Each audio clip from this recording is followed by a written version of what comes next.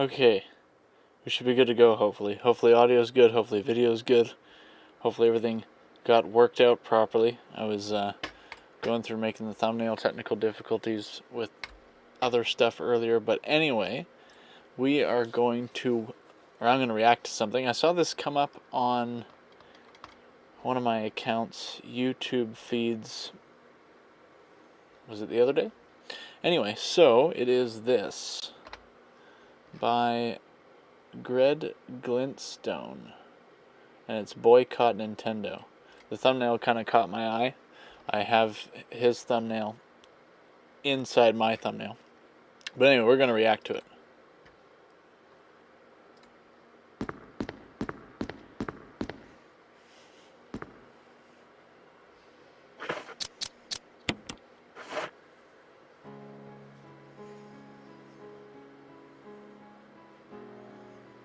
And I also preference this. I haven't seen any of this except for like the first maybe 3 seconds thus far. So, yeah, viewer discretion, it's your own choice. Because I don't know what's really going to be in this.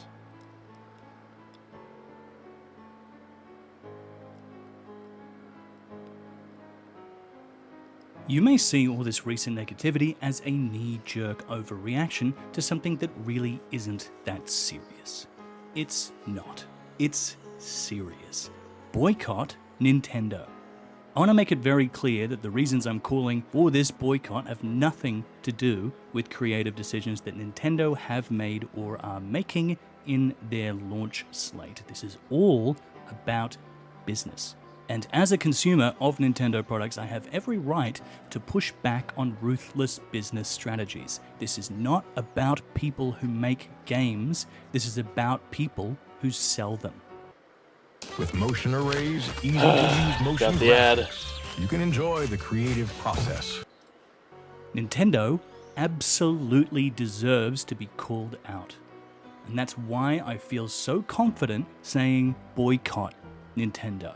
And I say that as a massive fan of Nintendo. The Super Nintendo was my first console. My top 10 games of all time would mostly be filled with Nintendo games. I've been really excited for the Switch 2, but now I've decided that I won't be getting one. Not because I think the games don't look good, because I don't think the company deserves my money. So this is a kind of decision that some people may find hard to make, and that's putting your money where your mouth is, because we can complain about things all day, but at the end of the day, if it doesn't hurt their wallet as a company, is it fair to say that maybe not a significant impact will occur, right? So this guy kind of gives himself a bit of credibility by saying that he was a fan in the past, and so it's definitely probably going to be a better video than just Nintendo sucks because, you know, they're cause bad, you know what I mean? So like this guy, and even just like sounds hopefully pretty reasonable. Anyway, I say boycott Nintendo because I want them to change and be better, not because I want them to go out of business. Well said. I love Nintendo. Boycott Nintendo. I'm going to go through some of the reasons for that now, but this is all information that I have as of today, the 5th of April. This is all subject to change, and if it does, I'll put something in a pinned comment. So here's what I have for now. It's not just about the pricing, although that's definitely the straw that broke the camel's back, and we'll get to it soon.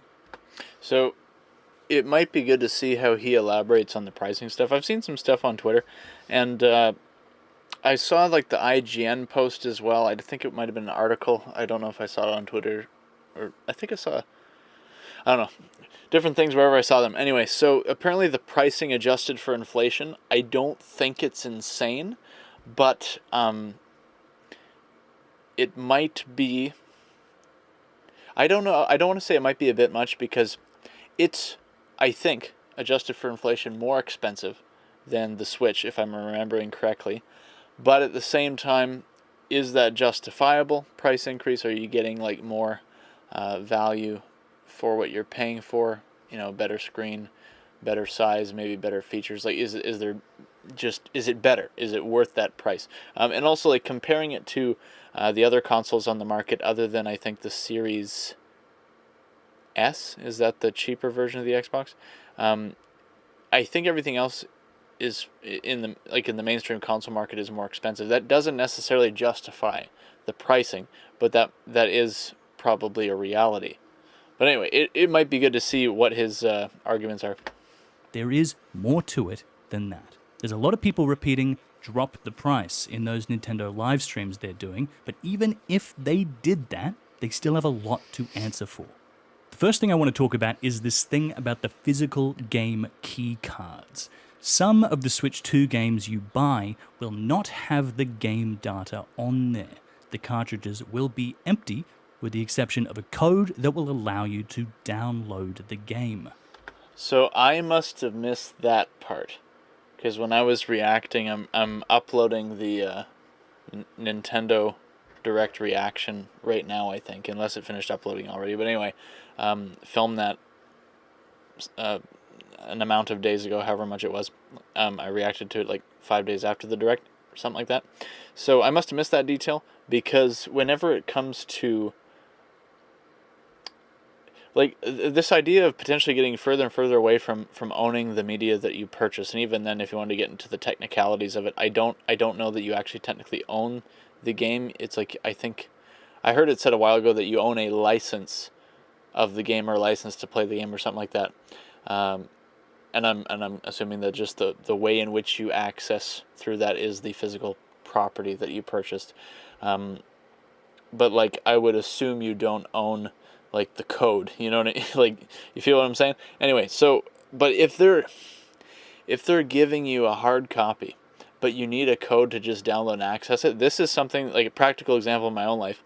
I bought the Sly collection on PS Vita a while ago, but I didn't, they only had Sly 1 and 2 on the game card, and I didn't redeem try to redeem the code for Sly 3, which was a digital download on the Vita, until later on. And then I think by the time I went to try and do that, I didn't try to redeem it until later on. By the time I tried to do that, the code was expired, I believe. So I couldn't actually use that code with the game that I purchased, the Sly collection, to actually get that copy, right? That digital copy.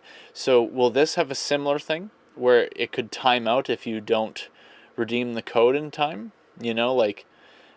That could be a factor, and if that is the case, then there might be some unhappy customers. People might say, well, tough, you didn't do it when you bought it, but still, it's like, are they entitled to the product that they paid for indefinitely as a download if they did indeed pay for it? Because otherwise you're paying for a blank if you don't redeem the code in time. Is that, I'm like kind of speculating possibly. I should say from the outset, there's a lot of misinformation online about this. This isn't all games. This doesn't include any of the first-party games that we know of. Okay. I've seen this argument used as a reason why this isn't such a bad thing. No. If only a fraction of Switch 2 games did this, it's still a terrible thing. This isn't one games company coming out and saying their game doesn't fit on one particular cartridge. This is a feature that Nintendo has advertised. It's Okay. So, yeah, because if the excuse was that it doesn't all fit on one card, people would probably be willing to stomach that. I don't know what the actual capacity of the cards are. But if it's like, no, it doesn't have anything to do with storage size, it's just a thing we want to do. And I'm going to make an assumption that they give some reason, like security or, theft protection. And it's like, but how, is anybody else annoyed by the level of security that's applied nowadays? And you can make arguments for why it's reasonable to have all this two-factor authentication, this, that, and the other verification, but it's annoying. And I understand the reason is probably because we live in a society where there's increasingly more and more scammers and people trying to get your data or your info or your whatever. But it's like, it just feels like things are becoming more annoying because is there an increasing of steps in security that every now and then you have to walk through. And just having to go through the process, while it is probably worth it in the long run, at least with some things, it's just kind of annoying, It's coming from them. If there are certain games coming to their platform that do not fit on their cartridges, they should be prioritizing better storage for their cartridges. But it's not a storage problem. Yeah, Bravely Default is only 11 gigs. There's no reason why this data shouldn't be on the cartridge. None. My first thought with all of this was, holy shit, this is what Microsoft did with the Xbox One. No more pre-owned games. No more. Oh, the DRM stuff. Okay, who's alive long enough to remember that whole thing? Okay, that was a significant point in time for gaming, because like that was like when PlayStation came out swinging, came out strong, and like won out the gate, like right out the gate. That like it felt good as like a PlayStation fanboy because we kind of were probably playing second fiddle to Xbox back in the 360 PS3 days, and then when they came out swinging, and when they did that little kind of meme video where it's like how to what is it, lend a game, and he's like hands him the game, and he's like thanks. It was like, dude, they won, like at least for the most part won like so well, you know, and it was like, and then Xbox just came out the gate with like, you could argue maybe a series of bad decisions, and like just did not make for, like based on the reactions or the commentary I remember hearing, it's like didn't make for a great time, and I think it might have taken like years for them to kind of recoup reputation to a maybe a substantially better level. Or lending your games to your friends, and that's why they revealed those digital game cards. It's not a fun new feature, it's a replacement. I've seen some places report that these are not tied to your account and can be traded and used like physical cartridges, but I can't find anything from Nintendo directly. Even if that is the case, it's like, why is this feature necessary? Beyond it just being kind of like, I don't know. This is all still developing, and I'll keep you updated, but regardless of whether these are tied to your console or not, it's really fucking annoying. If you're like me, you buy physical copies of games you're likely to play quite a bit from time to time to save up on taking space on your Switch. And just owning media. Just like this is a thing that we might kind of get pushed away from in our society, like by proxy of having all these streaming services and conveniences. But some people, like it might just be my algorithm, but on YouTube I think I'm seeing like some stuff here and there about like physical media, like maybe either taking this out of physical media or maybe talking about what happens if physical media, like I think there was this one video about like something along the lines of what happens if physical media goes away. Like being able to have the option to physically own the media could be a good safeguard against it just maybe not being available anymore to some degree, you know, like nothing's perfect, but like having it in your hand is probably better than not, you know. You can't do that anymore because the keycard doesn't allow you to download onto the card itself, but onto your Switch 2. The Nintendo website says this: please note, to download the game, you must have enough free space in your Nintendo Switch 2 system memory or micro SD express card. What happens if your Switch gets bricked? Is there a way to like are the game codes tied to your account? And then what happens if like you forget your account password, or like you make a new account? Like, can you transfer? Like, there might be more questions possibly attached to this way of doing things. So you must either have enough storage or re-download them every time a friend makes the offhanded suggestion, want to play Street Fighter. That's fucking stupid. That's one of the core suggestions. Storage or re-download express card. So you must either have enough storage or re-download them every time a friend makes the offhanded suggestion, want to play Street Fighter. Yeah, because if you don't have enough space at the time or something like that. Fucking stupid. And then do you have to buy proprietary micro SD cards? Like, I think there's a new type of micro SD card that you have to get, I think, or I believe, because of, I assume, faster write speeds or whatever. But it's like, will only proprietary Nintendo ones work, or can you use any one? I don't quite remember, so I could be wrong. That's one of the core reasons to buy physical media as opposed to digital, to save on digital storage space. It's much less convenient than buying digital, because although it's still taking up storage on your Switch 2, the keycard needs to be inserted. meaning if you wanted to switch from Street Fighter to Bravely Default, you need to swap the cartridges even though they're just empty plastic and the data is on the console itself. It's just like physical product keys. Are they? So I'm gonna go a bit like maybe outlandish or conspiratorial. Let me go full screen for this. Are they trying to punk us out of buying physical? Like, is this, like, I'm gonna sound maybe a bit outlandish here, but is this a psyop to try to disincentivize people from buying physical media? And it's like is it like we're going to annoy you into buying digital only, and then you get inserted into this technological grid of not having any ownership? Is this the whole WEF thing of like own nothing and be happy? This all sounds very hyperbolic, but like is there a reason why like this is seen as a viable method here? It's like we're gonna do this roughly the same kind of process as having you have a physical, like, or no, same kind of process as having you download the game, but we're gonna add like extra annoying steps, like owning it physically. It's just digital but with extra steps. Like, am I getting this? Am I interpreting this properly? Like, we're going to, like, it's like physical but more annoying and not truly physical. Is that fair to say? Anyway, back to it. There is no reason for this. It doesn't make any sense. And it raises a lot of questions. If the game is patched in a way that you don't like, the original game that you may prefer is lost. You don't have the original physical media. The game is whatever Nintendo decides it should be, and what happens. You see, like, am I crazy? Or is it all just part of the plan? Own nothing and be happy. Like it is, you will experience it the way we want and no other way than what we want. And it's like, happens in the next console generation. What does your key card do then? What happens when the Switch... Will there be key cards? Let me full screen. If we get to another Switch generation, will there be key cards? You know, like, look at the PS5, the way it's going. Like, when the PS5 launched with a version with the disc drive and without the disc drive, I got the one with the disc drive.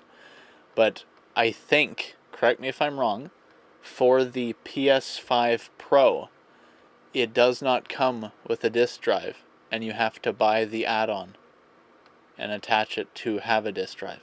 Correct me if I'm wrong. Is it fair to say that they just want to move more and more away from physical media altogether? I don't know that that's an outlandish statement to make, right? So is this potentially in some weird way part of the plan? Which 2 eShop shuts down in the same way previous consoles have? Oh, dude, it's layers. It's layers of like sadness, because it's like, it was, I got like this kind of like, I don't know if it was a sinking feeling, whatever, kind of like, kind of feeling like when they were talking about like the Vita store being shut down, and I don't know if it has or not yet, because at the time it was talked about, and then I think they walked it back, I'm pretty sure. And I remember hearing, I think, something about how there was either a indie dev or indie dev still working on stuff, and it would be like digital only, and they weren't done their projects yet, but they wanted to release it on the PS Vita store, but if it was going to get like shut down, then like they wouldn't be able to get their game out, and so it's kind of like, or something like that. This is like going back to, I think, like 2020 or 2021, maybe 2019, something like that. And so it's like we're in this interesting stage now where now it used to be back in the day, it's just like, GameCube or whatever. It's like, okay, the console's no longer being made, but you can still get the console and buy the game secondhand, right? But then ever since PS3 generation onward, it's like, oh, well, like, the online support, the store, the this, the that, the other online services being discontinued because it's been too long now, or it's been long enough, or we don't want to do it anymore. And it's like, for the most part, at least because those are like pretty primarily physical media consoles, like there's digital stuff too, but it's like, what percentage of that media, if you didn't already buy the media before the store got shut down? Because I think how it is like they'll keep the store running to the extent that you could still download the stuff you bought, but that's it. I think, I could be wrong. And so then what do you do, or can you do anything? What, like, once the store shut down and there's stuff that you never bought from the store, it's like that's just kind of like, aside from if it has as a physical version, but if it's only digital, it's like that just kind of gets like walled away forever. It's like there's this weird, I don't know how often people think about this, but like is there this weird kind of dystopic element to more modern console generation progressions, right? When you don't have that store up, or that continued, like, in like the lack of guarantees of continued access into the future, right? And so, like, there was a at the Montreal International Games Summit in, I think, 2018 or 2019. I think it was it 2019? I listened to a talk there from this one guy. I think he might have been a YouTuber, I'm not sure. But he was talking about emulation and Let's Plays. And I think he was essentially, to summarize, I could be a little bit wrong on details here, but roll with me. Essentially, he was talking about why Let's Plays and emulators were necessary or valuable or something like that for the preservation of games.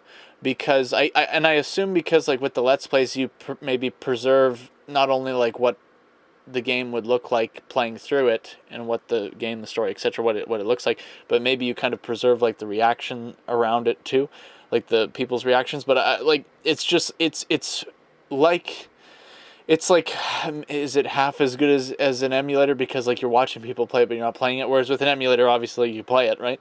But because emulators might be like a touch and go subject with some people, where it's like, is it piracy, is it not, blah blah blah. If you own a copy of the game, does that make it okay? And it's like, emulators, the argument might get even stronger now if you're going to have this stuff where the stores eventually stop being supported and you can no longer access certain games anymore if you didn't purchase it before the store went offline, for the most part, or wherever, however they do those store close down things, whatever. So it's like, emulation might be like your only bet at that point, unless the developer decides to somehow like make physical copies, which is probably an undertaking that I assume not everybody would want to do. So yeah, emulators, blah blah blah, worth noting. These cartridges are less functional, have a much shorter half-life, and cost more money. Wait, shorter half-life, does that mean, like, is he referring to like the redundancy of the media, like it will eventually like corrode or not play right, like cassette tapes, if you played them too much and they'd wear out or something? Is that what he means? Microsoft handled that Xbox One situation really badly. Oh, dude, do you remember this? Microsoft... Do you remember? Okay, when he was asked about this, yeah, Don Matrick, no internet, buy a 360. Like, he didn't necessarily say it that abruptly, but it's like, we recommend that they... that's why we have Xbox 360 or something like that. It's like, basically like, well, you know, you're kind of out of luck, bud. You know, and it's like, ugh. That was like, is it fair to say that that time was a series of bad decisions for Xbox? Handled that Xbox One situation really badly. But you know, ironically enough, I think part of me actually prefers that version of Xbox, like that company at that time, to now. And I've kind of been out of the loop since like 2021. I haven't really followed a lot of what's been going on in the games industry very closely, to much degree. You hear some things here and there, but anyway, but it's like, because now it's like the culture's changed probably so much, and probably in many ways gotten worse. And so it's like, while Xbox was making some bad decisions back then, at least it's like, it was still like fun, and games generally were I think less bad as consistently as it seems like things are going now. I could be wrong or out to lunch on this, but like, anyway. It lost them the console war that generation, and they've since struggled. Remember when console wars mattered? Do people care anymore? Anyway, I'm gonna rewind that. I'm probably pausing way too much. Really badly. It lost them the console war that generation, and they've since struggled to recover. Phil Spencer has since said that it was a massive wake-up call for them and drove them to be more consumer-friendly. So instead of us taking hours and hours and hours to search for a song that sounds like some of our favorite songs that we listen to on Spotify, Nintendo is doing a very similar thing now, but the difference between the Xbox One and the Switch 2 is that the Switch 2 is a handheld system. So picture this. You're at the airport with your Switch 2, you decide that you're going to buy a duty-free game and play it on your 16-hour flight. Well, you better hope the airport Wi-Fi lets you download a 70 gig file before boarding, bucko, or you're not playing your brand new game that you just bought for $80. Dude, I don't think I thought about that part where it's like if you don't have Wi-Fi. See, this is the thing, is when they operate off of assumptions that like you could make the argument that Microsoft operated off the assumption that you had Wi-Fi, a Wi-Fi connection, and so it wouldn't be a big deal requiring that in order to play your games. But like, I think that's what the whole Xbox 360 thing was about, is like what happens if like you have like, if you don't have a consistent internet connection. I think they might have used the option of like, you know, Marines on deployment or something like that, which is like quite the example to use, to then be followed up by, well, we recommend that they invest in it, or that's why we have Xbox 360 or whatever he said, you know, like, oh, quite the example there, you know. Anyway, so yeah, operating off the assumption that people have internet or a consistent connection or whatever. And it's like, hey, that might apply to 90% of people, but like 10% of people might be like out of luck and unhappy about it. And especially like people might say, oh, big deal, big whoop, it's like such a small amount of people. But it's like, it does make a better argument for why don't you just do it as you did it before, where you buy the game and it's there. And wasn't that based off a conversation I roughly remember having with my friend years ago? Like, he was talking about something about the cartridges and significance of the cartridges, and I don't remember if the significance of the Switch using cartridges was that you could just have the whole game on the cartridge and you wouldn't need to do any kind of, I don't know if it meant that you didn't have to do any big installs or anything like that. I could be completely wrong about all of this, but it's like, you know how lately, like PS4 generation or whatever, like you'd have to do these big installs of the games, if I remember correctly. I could be completely wrong. Anyway, moving on. While we're on that, let's talk about the pricing. Nintendo hid all of this in the recent Direct for a very good reason. They knew it would make people angry. But all of the discussions I've seen about this have just focused on Mario Kart World. It's not just Mario Kart World. Pre-orders for most of the world are not available until next week, but in Australia, we're able to pre-order both the Switch 2 and select games right now from two of the biggest retailers, EB Games. Wait, do they still have EB Games? Because like in Canada, I thought that was only a Canadian thing. I didn't know that that was an Australian thing. At least I assume that this is an Australian website, but it's like, because now in Canada, I think it's just been converted from EB Games to GameStop, which is kind of a bummer because that was like unique. But anyway, Games and JB Hi-Fi. The price that Mario Kart World is set at is shared by other launch games as well. Not big new first-party games, re-releases of much. So that's Australian dollars, I assume? Older games. Dude, when you need a $20 deposit on the game. Even when it's available. Down payment on your house game? No. Available for a fraction of that price on other. Dude, is this Australian prices? Okay, like Nintendo, so unless, even if this is some sort of remaster or whatever increase of the game on the Switch 2 version, which you probably have to make a pretty hefty argument that the Switch 2 version would do something better than the PS5 version, but anyway, and it's like, how do you justify this price difference? Oh, you can't even see it. Wait a minute.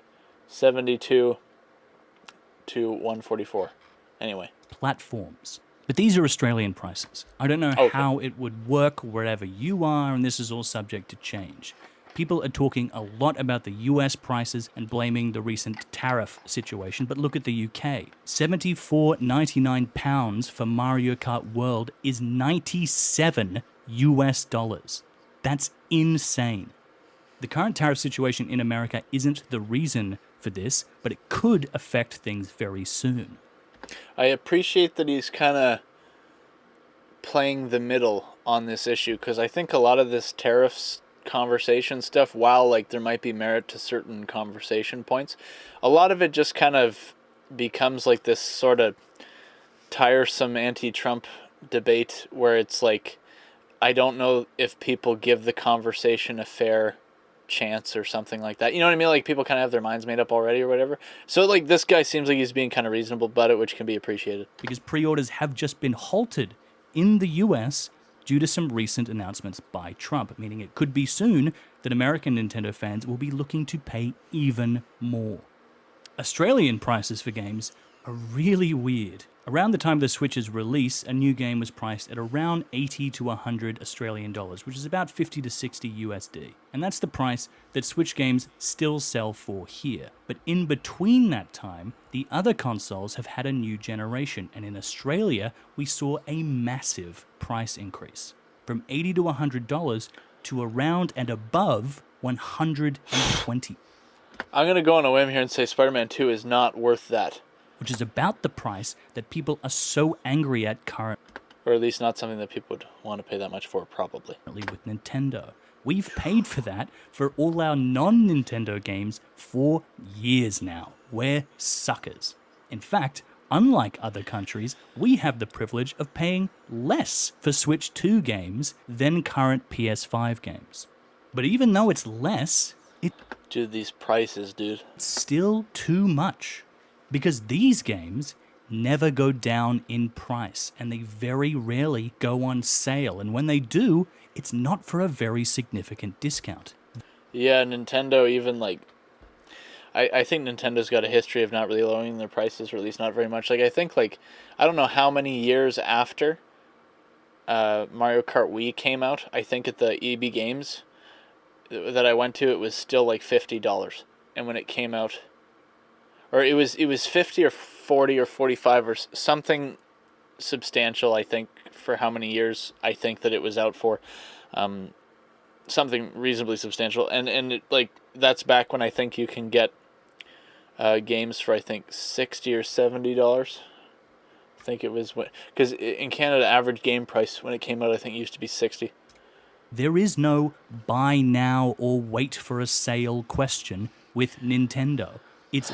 Dude, when the sale price is what a game used to cost... I'm not going back enough frames here. Anyway. It's buy at this price or don't. That with Nintendo. Yeah, like when 38% off, 77.46, and it's like back when like that would have probably even be considered expensive on its own. Well, okay, this is the deluxe edition. I wasn't considering that before, but it's like, is it? There's probably other deluxe editions that have been around $100 or whatever. Is this worth it? Is this worth $125 roughly? Nintendo. It's buy at this price or don't. That's why the price difference is so difficult to swallow, even for Australia, where the price change is more in line with the competition. And before you say, but inflation, no fucking no. Because although prices were higher in the past when accounting for inflation, the old Nintendo was once much more consumer friendly. The Super Nintendo was my first console. Adjusting for inflation, it was sold for about $460 US. The Switch price, adjusted for inflation, was about $391 US, but that's not taking into account all of the other charges. The Super Nintendo came with 2 controllers. The Switch came with 2 Joy-Con controllers and 1 Joy-Con grip to combine them. The single Joy-Cons are pretty much useless, and the combined grip controller isn't great. So I'd say if you have a Switch, it's pretty likely that you either have a Pro controller or something like it, and that adds about $70 US, which puts it at the same price as the Super Nintendo. But that's not taking into account the monthly fee that is mandatory to get access to any and all online functionality. Yeah, so that's a pretty reasonable argument there. The only thing that I would say is that, like, saying he's kind of making the assumption that you... Well, he's not necessarily making the assumption, but he's kind of making it seem like you're going to probably want to get a Pro controller, which, like, is probably reasonable. That might be, for a lot of people, that might be an amount of people, a significant amount maybe. But, like, I don't know that that quite fits the argument on a, like, one-to-one level. But for convenience sake, that's probably representative of a fair amount of people. But this, I think, is a stronger argument. The whole paying for access to the online stuff. And you can make the argument, well, back on Super Nintendo there wasn't online, so you still it's like you could still make the argument it's not all that different. But it's like, how many of the games, either in part or in whole, have a significant amount of their gameplay experience online or benefiting from online? So it's like, the way in which games are played changed some level. You know what I mean? Anyway. That is mandatory to get access to any and all online functionality. It also doesn't account for all the extra storage space you'll need to be buying, especially... This is a better argument. This actually might be one of the best arguments he's made so far. Because you're going to, if you want to have all the games conveniently, in a convenient way to play them, you're going to have to probably buy a good amount of storage. Especially now that even your game cartridges don't have games on them.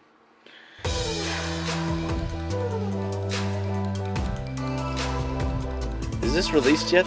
Is Generative Extend actually a thing now? I'm supposed to be reacting to something else. Gaming is much more of a lifestyle than ever before. There are so many more games than there were on those early consoles. So you are buying more games than people did back then and spending more time playing them. Even if the Switch 2 did come with 2 Pro... Did he misspeak? Did he mean to say you were buying less games back then and playing them more? Or did I miss the compare and contrast part? But anyway. Controllers and online was free, it still wouldn't make sense to adjust pricing for one simple reason. It's not just about the price of the units, it's about units sold. The Super Nintendo sold for 49.1 million units worldwide.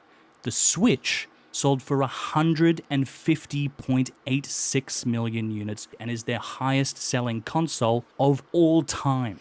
And that's not taking into account the large array of merchandise. Nintendo now has theme park deals. They have movie deals. In the last 25 years, since the year 2000, Nintendo has increased its market value by over 10 times. Don't you dare tell me, won't somebody please think of inflation? Nintendo is doing just fine. They're not going out of business if they continue selling at their current prices. They aren't covering their losses. They just want more money. So this right here sums up the continuing problem that's probably not a new problem that you could argue has plagued the games industry. So you, from a capitalist point of view, as a business, you're going to want to make a profit. Then the question is what is ethical business? And you could talk about, charging what the market will bear. But in some cases, it's was there a legitimate reason to increase the price of games? And also, at the same time, how does that work? Do all the companies have to get together and agree on what the price hike is going to be? I don't know how that's decided upon or negotiated. But it's what's the best way to sum this up? Were games better when the publishers and companies and the suits weren't as involved in the process trying to, fix the bottom line to a certain dollar amount or however you say that, trying to make a certain dollar amount?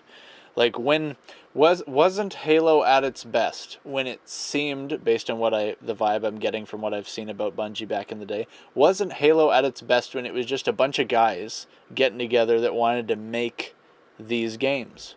And it was just bros being bros, just broing out, right? Wasn't that more peak games industry? And now, where are we at? Is it fair to say that the games industry has become increasingly corporatized to the point where it's beyond, the excuse about, trying to stay afloat or whatever, cover your losses, it's is it fair to say that that's out the window compared to just the, Mr. Krabs mentality, So anyway, this problem, you could argue, started to first become more apparent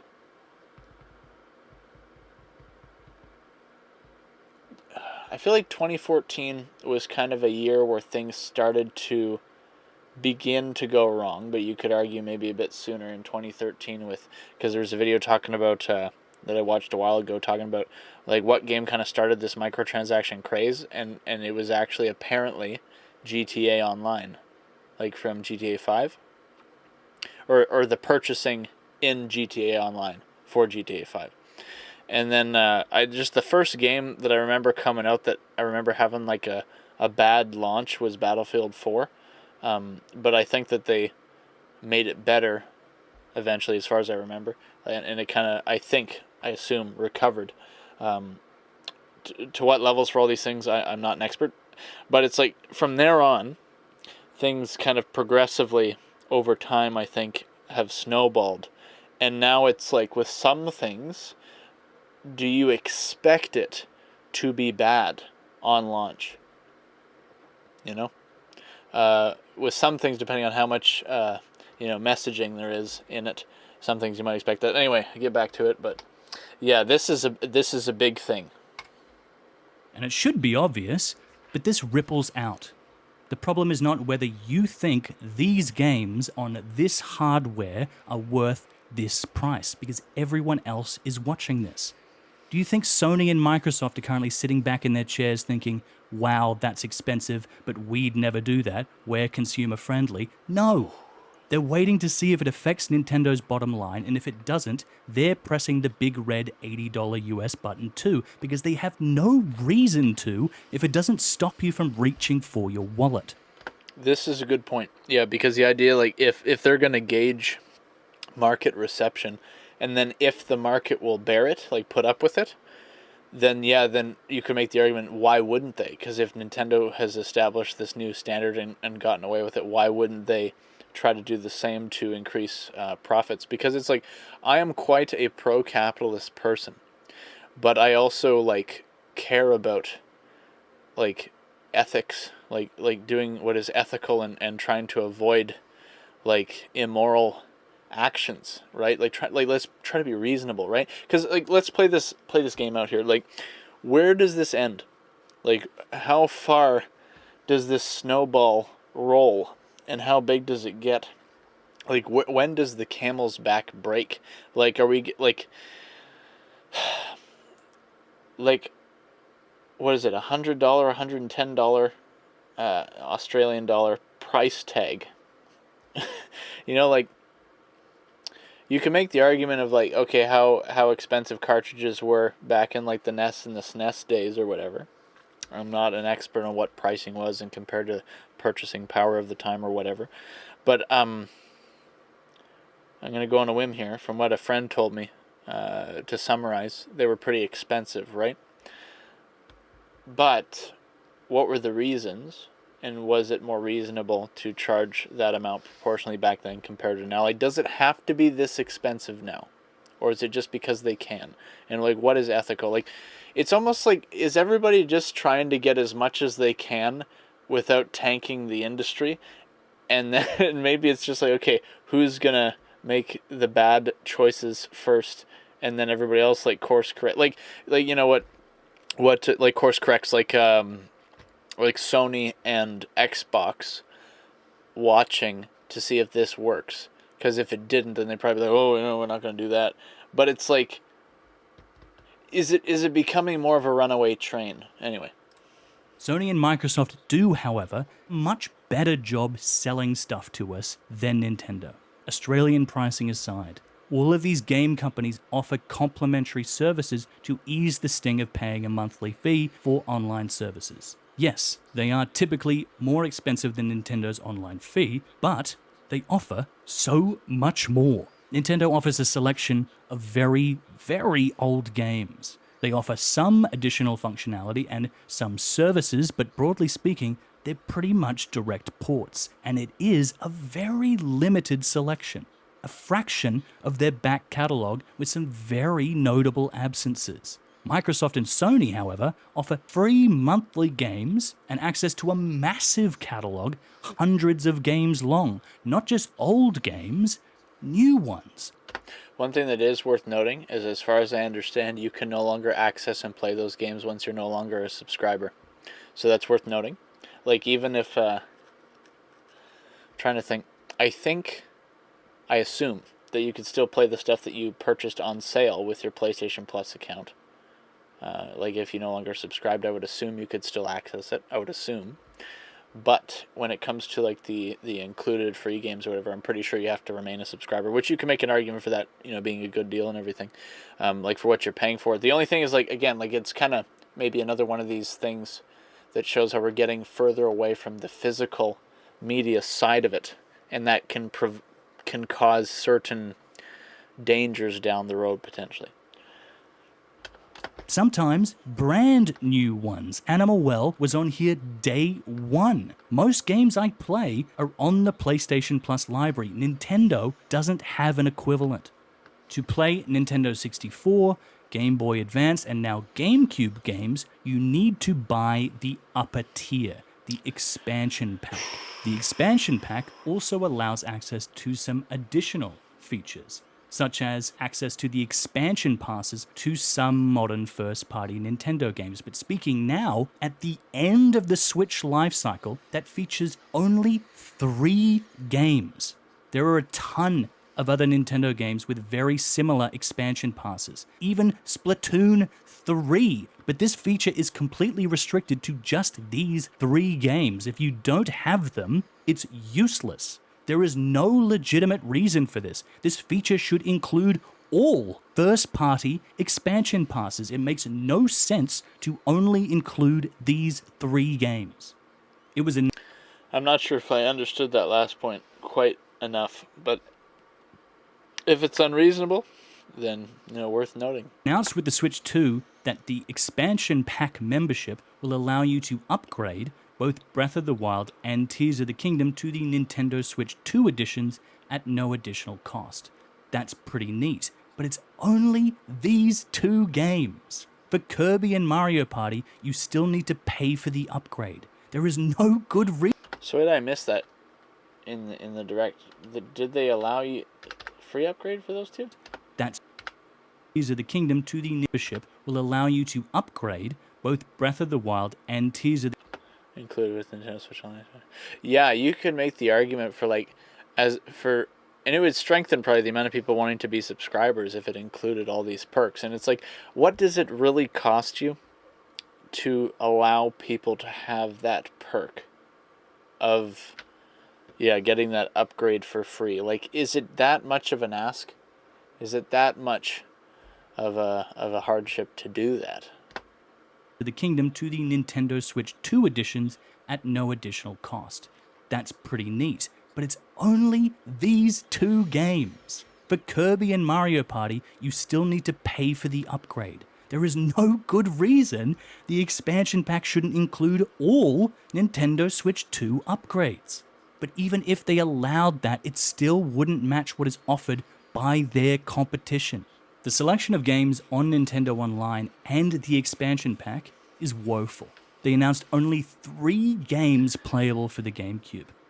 Yeah, because I was kind of just operating based off of hopeful assumption, maybe is a way to say it, that it would be more, and maybe speculating that maybe they would do some online kind of upgrades, so to speak, for those games. That's, again, probably assumption, but it's like, how could you not do the GameCube thing and not include like Melee and Mario Kart Double Dash? And the hilarious thing would be if people played Double Dash, if they included the online feature like I was talking about. If they played Double Dash more than Mario Kart World, that would be pretty funny. But anyway.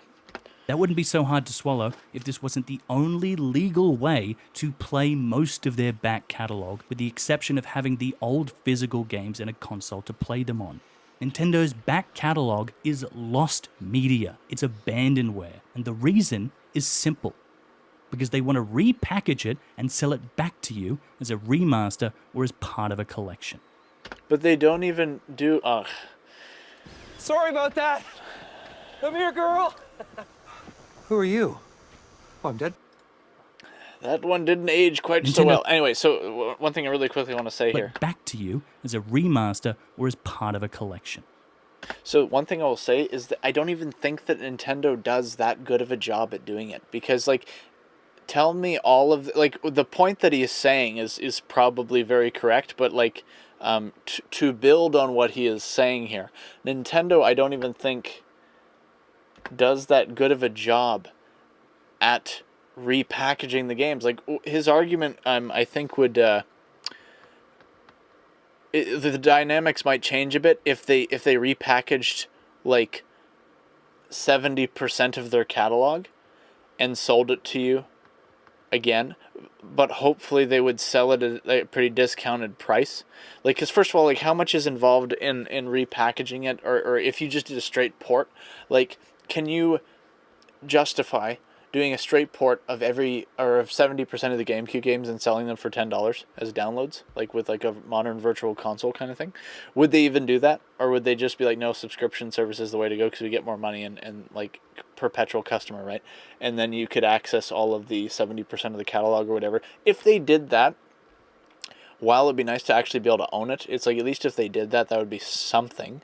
Because yeah, if you don't use emulators and if you don't own the original media, which is going to be probably becoming increasingly scarce, then it's like, yeah, what happens in a long enough time frame? And is anybody even thinking about that, or do they even care about what happens in a long enough time frame for all of their old media, right? And it's like, and then like, will future generations generally have reasonable access to that older media that a bunch of people really like to play?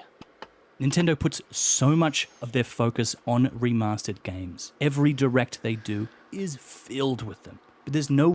So I could just be really out of the loop and maybe they've remastered a bunch of stuff and I just haven't heard about it. So if I'm wrong on that, fair enough. But yeah, I just like... I don't know. I could be completely wrong on what I said, but regardless, like, are they remastering in a significant way most of their catalog?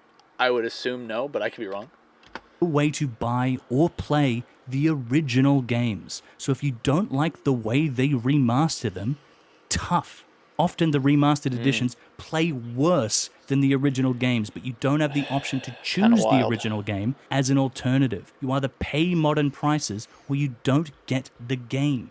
It doesn't have to be this way, and there was a time, not that long ago, that it wasn't. I was pumping my fist in the air when Super Mario 3D All-Stars was announced, but then I realized that was only because I could finally play Galaxy again. It wasn't that it was a good product that was reasonably priced. It was that I could finally play a game I really liked, and it didn't matter that they were selling it to me for the price of a modern AAA game. Yeah, it's like, is it fair to say that they like nostalgia bait you into getting it again? Because like, oh, remember this game you like? Yeah, you know, here's with this other stuff, you know, full price, full price.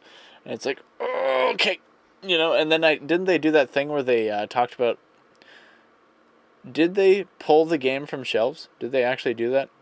Because I got a copy of 3D All Stars, just because like I wasn't gonna like, you know, call bet or whatever the phrase is. Like I wasn't gonna say that they were, like I was gonna like get my copy because just in case that it wasn't a like a joke or whatever, or wasn't like if they were being serious, you know.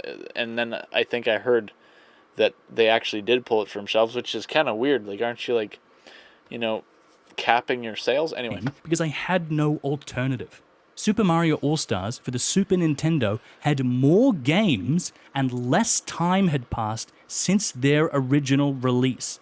How does inflation explain this? Nintendo wasn't always like this. We used to have an eShop not that long ago where you could buy all these games individually and have them forever. Nintendo used to get a lot of flack for making people re-buy all their games every console generation, but at least back then, you could buy them. A big component of the Switch 2 launch slate is Metroid Prime 4. It is the sequel to the Prime trilogy, which you can't play. Dude. Yeah, and if they make that game in any way tied to the story in a significant way where you'd be coming into the new game kind of like left out or curious or puzzled, it's like, yeah, like how does that work? Are they going to do like a trilogy remaster? But I don't know. You can't play the games that lead directly into one of the big Switch 2 launch titles. First-timers won't know the context, and people who played these games over 20 years ago have no way of refreshing their memory. You just can't legally do that. Back on the Wii, Nintendo sold the Metroid Prime trilogy as one combined collection. They sold this one generation after the first two games and only 2 years after the last. The Prime trilogy not only included all the games in the trilogy, they featured remastered graphics, a new control scheme, and additional features. They sold this for $50 US, the same price as every other Wii game. For the next console generation, the Wii U, the Prime trilogy was sold for even less, $20 US. That is how you do it. Dude, remember GameFAQs? Remember that? Anyway, maybe they're still a thing. Or maybe, I don't know. Anyway. It's not that hard to be loved by the fan base. You just have to be willing to, like, maybe swallow the pride and put the consumer first and actually, like, love the games and care. Or not even love the games, but, like, I don't know, just, like, be reasonable to your people. Like, it doesn't have to be difficult, and it's probably, like, the vibe that I might be getting from this guy right now is that all this stuff, it doesn't have to be this way. Is, like, because Nintendo could change course and start a new trend of, like, a more pro-consumer company that is being reasonable. Like, you know what? These games are kind of like, if what he said about it being abandonware is accurate, like, these games, you know, they're, like, kind of in the past, maybe a bit difficult to access. You know, we're gonna release a bunch of the catalog for $10 a pop, and you can own it and download it, and you know, own it forever or whatever. How good of press would they get if they did that for everything from Wii U back? You know, and say, you know what, we're gonna, you know, all the other stuff he said, like, we're going to tweak that and we're going to make it so it's not so unreasonable, and we're going to actually, you know, maybe we'll delay the release a little bit, and we're going to redo our card architecture technology so you could actually have the game on the card. It's like, how hard is that to do? Is that unreasonable to ask that of them? The Nintendo of today would never do that. One generation later, Mario 3D All-Stars featured games that were significantly older than the ones in the Prime trilogy, with less features, less functionality, and for more money. Boycott Nintendo. Yes, it sucks. Mario Kart World looks awesome. Donkey Kong 2. Dusk Bloods? That looks crazy. I would love to play that. But no, boycott Nintendo. I've got enough on my backlog that I don't need to fork out what they're asking. I've got games to play, and so do you. Yes, shiny and new is exciting, but sending a message is more important, because imagine a world where Nintendo offered what their competition did. Say hello to MotionArray.com. You can take your videos from good to the best and easily be better than the rest. Imagine a world where you could buy any game from the Nintendo catalog for a small price, or pay a small monthly fee and get those games and many, many more. New games and 2 extra free games every month. That is the industry standard.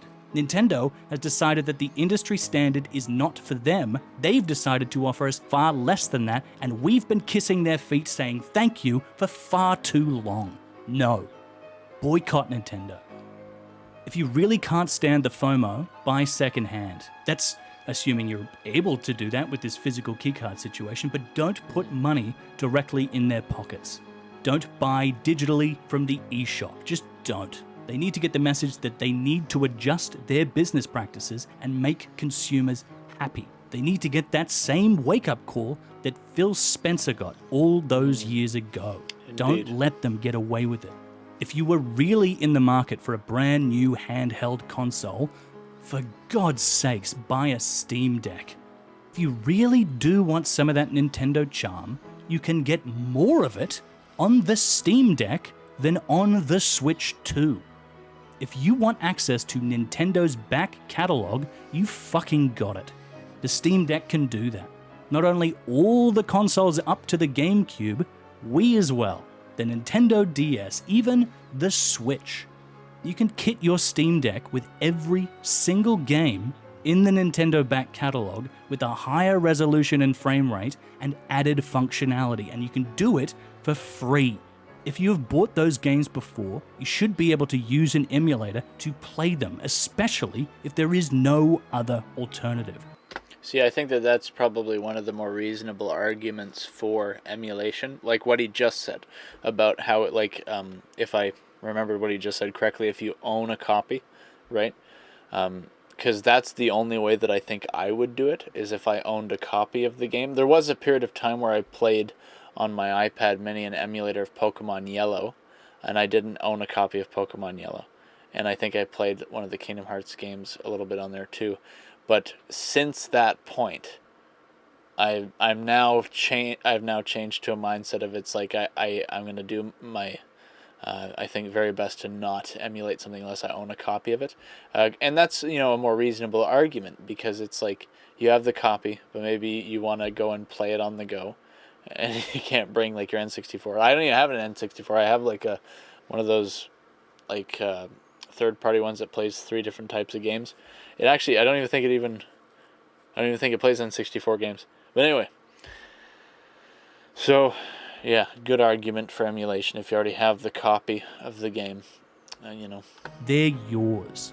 If Nintendo hasn't given those games before, you should be able to use an emulator to play them, especially if there is no other alternative. They're yours. If Nintendo hasn't given you a way to play the games that you have already paid for, find your own methods. I wish I could be excited to give Nintendo money to make more great games. I wish I could be excited for the future of the Switch too. I'm not. I'm really, really angry, and I think you should be angry too. In a post-capitalist world, you have only one form of real power. Not your vote, not your voice, nothing you do matters more than who you decide to give your money to. So don't give it to them. Boycott Nintendo.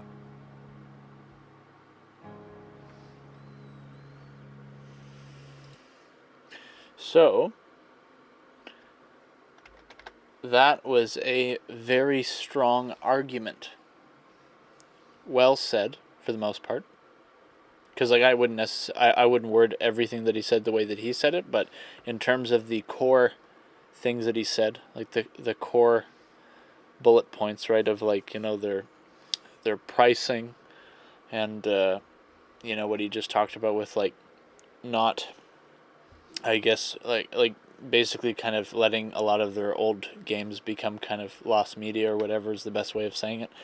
All that stuff is things that probably most people could see as like, legit criticisms and like valid arguments. And I don't even think I realized how bad Nintendo was until I watched this. Like I actually thought that they were like before coming into this video, I think I thought that Nintendo maybe should be given a little bit of an easier time, because they're one of the last, like they're like the last of the 3 main companies that's still like, putting gamers more first, or keeping the community around games more alive or more better, whatever, like, with their being one of the main companies to go to nowadays for more of the couch co-op experience or whatever, compared to like the other companies in their games and the directions more so that they've went on average. But after watching this, it's like, oh, like he makes it seem like, Sony and Microsoft are kind of better, like PlayStation, Xbox are kind of doing better at being more pro-consumer than Nintendo is. And so it's like, what do you do with that? Yeah, no, well said. Feel free to, I don't know, like that's the guy's channel right there. This has gotten like 6 days ago, right? And it's 387,000 views, over 7,000 comments, 35k likes. It's fair to say probably that this video is a hit, Yeah, where do we go from here? It's like, this is kind of all like, it's quite a vibe, because it's like, are things going to get better? like with the games industry. There's just so many different things in life right now. Like when you said a post-capitalist world, I don't think I understand the terminology well enough, although I think I've been seeing some sort of rhetoric around that kind of vibe appearing lately. At least maybe 1 or 2 videos have popped up, maybe talking about something maybe similar to that. So I don't necessarily understand that nuance necessarily well enough, but regardless, yeah, like, you know, vote with your dollars here. And he, I think, may have convinced me to, at the very least, probably hold off. And I think I was already going to hold off just in terms of just, you know, dollars and where I'm going to prioritize my dollars. But this is almost like from a, like, you know, more your duty as a gamer or whatever, like more of like trying to send a proper message to Nintendo about like decision making. He makes a very good case, and actually, like, I think initially I was kind of more thinking that the whole boycott Nintendo thing was a bit overblown, like with console pricing of this, that, and the other. And the console pricing thing isn't really that big of a deal for me. I think that's maybe not one of the stronger arguments, but a lot of this other stuff, I think what matters more in all these arguments is the ones that he made surrounding like the price increase on games and the whole like what you get and what you don't get in the services, and they're like, you know, the whole card and the key thing for the game cartridges, you know, and the internet factor with that, with the whole airport example. Like all these things are strong arguments. So yeah, going forward, like, are you going to get a Switch 2? Are you going to wait? Are you going to send a message by boycotting Nintendo? I will probably not get a Switch 2 for at least a little bit, depending on how this goes and how they react. Maybe I'll try to hold strong and just not get one. And I didn't actually use my Switch, you know, like the original Switch. I didn't use a whole lot, so not getting the second one probably won't be that big of a deal. Yeah, there's more important things, right? But hopefully Nintendo changes course. Hopefully, like, because I was talking years ago about how if it wasn't for the indie market, we might see another games crash. I said that back when I think reasonably speaking, it wasn't even as bad back then as it is now. I think I might have been talking like that in like 2016 or something like that. And it wasn't even probably as bad then as it is now. And now it's like maybe more apparent, even in terms of like the rhetoric from the companies, like the console companies themselves, or their practices, right? Because like back then, other than what Microsoft did with the Xbox One, it was more so that it was like specific game companies and their poor releases or other stuff, whatever, identity politics or whatever. Like even back then, I think it was probably less so, or maybe it felt less so than it is now, but there was still that in some amounts back then. But back then it was more like maybe specific companies maybe were doing things that were not as well received, whereas now it's like it's like, is it the 3 console companies and game companies and devs and stuff, or not necessarily devs, but you know, whether it's like leadership or whatever, like, is it fair to say, like, I saw a video recently with like the whole like facial animation thing from one scene of Assassin's Creed Shadows. Asmongold was reacting to it, and it's like, is it fair to say that maybe just like management, like just like quality assurance, or not quality assurance in the sense of the QA people, but the people managing the project, is it fair to say that they're not doing as good of a job on average as they may have done in the past? Or like, it's probably different people now, but anyway, you know what I mean? It's like, where are we going? Where is the industry going? Is it going to get better? Do we need to see some sort of like AAA market crash in order for things to restructure and actually be better? Like, where do we go from here? We should be thankful that the indie market exists, and I assume is easier than ever to you know, get involved with and make something. Because if it wasn't for that, things might be looking a little bit more bleak. So I guess we will see where we go from here, potentially. If you stuck